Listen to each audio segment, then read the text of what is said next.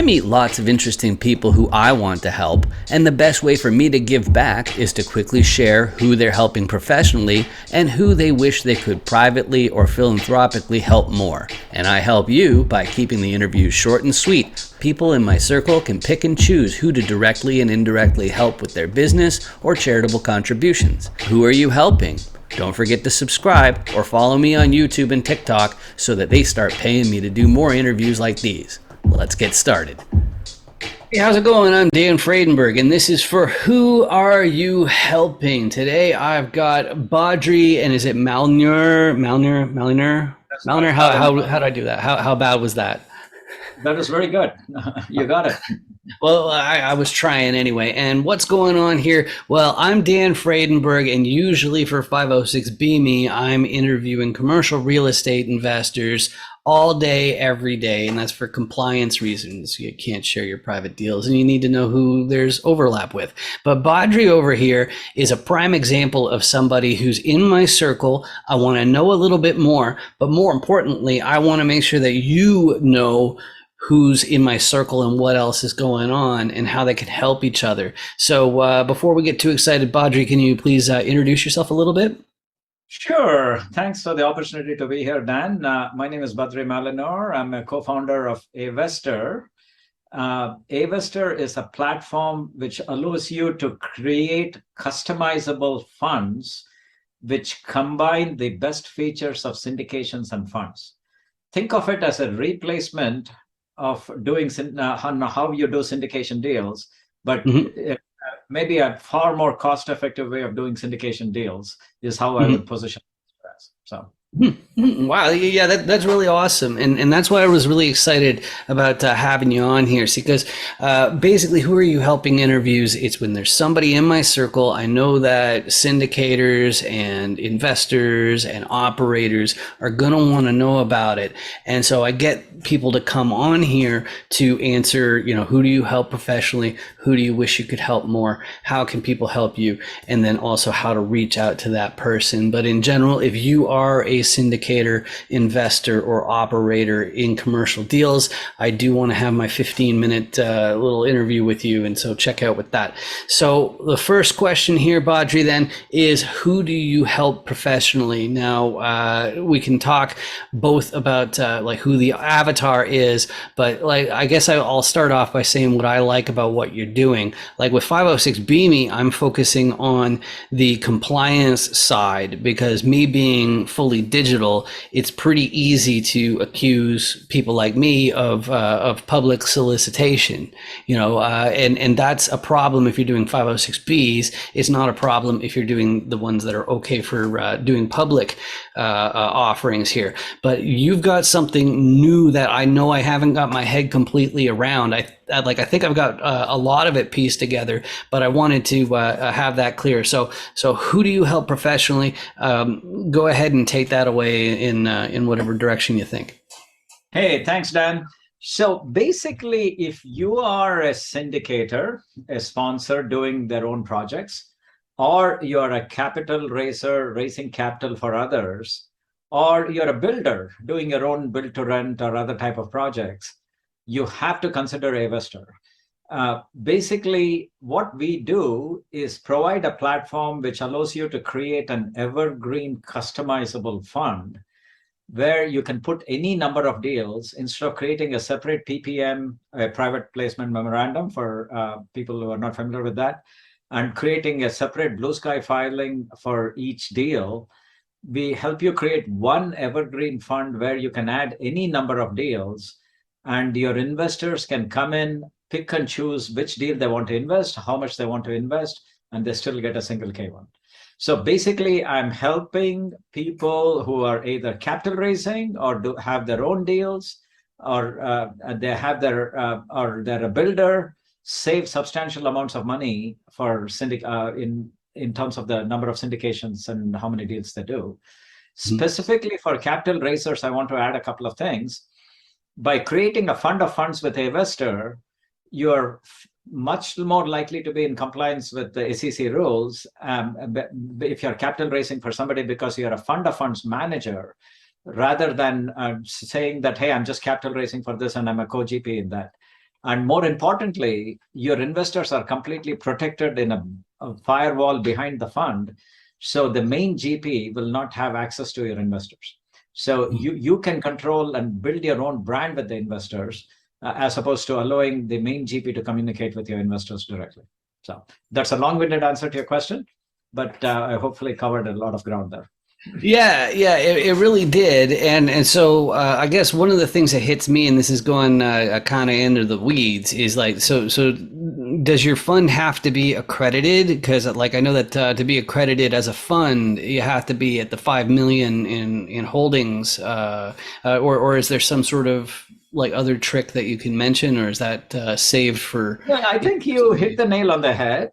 When you create a fund of funds, it can either be a 506B fund of funds or a 506C fund of funds. Mm-hmm. And being you being the 506B expert, you already know the rules, but let me quickly recap. A 506, from a fund of funds perspective, maybe you have covered more on the 506B syndications.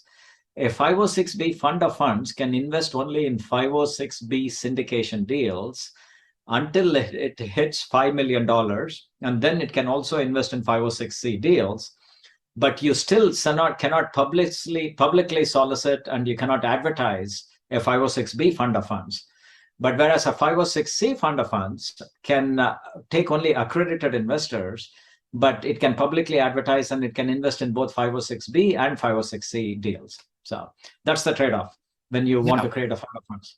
Yeah, that's fantastic, and I definitely want to follow up on that. But let's go on to the next step here. The next question in these who are you helping interviews is who do you wish you could help more? And you know, some people who they're professionally helping is the people that they're the same people that they want to help more, and they're really driven to do that. But some people financially they're not there yet. You know, maybe they don't even get to see enough of their family or something like that. And then sometimes we have people on this show that I lovingly like to refer to them as overachievers, who I call them that because you know they have like orphanages in a couple different continents, and they're trying to, you know, it's some sort of philanthropic thing. But whether it's privately, voluntarily, philanthropically, artistically, or otherwise, Badri, who do you wish you could help more? And in other words, who's the secondary benefactor when we choose you professionally? So I really want to help people build financial independence. I'm sure you see that as a common objective for many syndicators, but I truly am in that platform. And I want people to diversify away from the stock market into something which can build legacy wealth over multiple generations. And real estate clearly is one of the ways to do it. And what I'm really excited about Investor is it allows passive investors a much lower entry point with the customizable fund concept. Today, passive investors have to invest $25, $50, $100,000 to get into a deal. But with a customizable fund, they can put as little as $2,500. That's what we do in our fund. You can invest as little as $2,500 per syndication deal. So we want to enable this to a much broader range of audience who can benefit from real estate investment and who don't feel uncomfortable putting $50,000 or $100,000 in one deal, instead putting $5,000 in 10 different deals, which is a lot easier for most people to do. Mm-hmm. Mm-hmm. Okay, beautiful. So the next question then is how can people help you? So that's probably going to be like referrals and calling you directly, but how can people help you, or is there something else going on that you particularly could use the help on? I think you hit the nail right on the head again. So if you know of somebody who's a syndicator, or if you know of somebody who's a capital raiser, or if you're one yourself, you owe it to yourself to figure out what some of the unique benefits of a customizable fund are, instead of doing one syndication at a time. Doing 20 syndications is not a good scalable way of doing your business. And doing a blind pool fund, you're limiting yourself to a very predefined business plan. So you can help me by either talking to me about Investor for your own deals, or introducing me to people who are either capital raising or doing their own deals, and move them away from what is a very baroque and process-intensive method of doing one syndication at a time to an evergreen customizable fund where you can put any number of deals. So.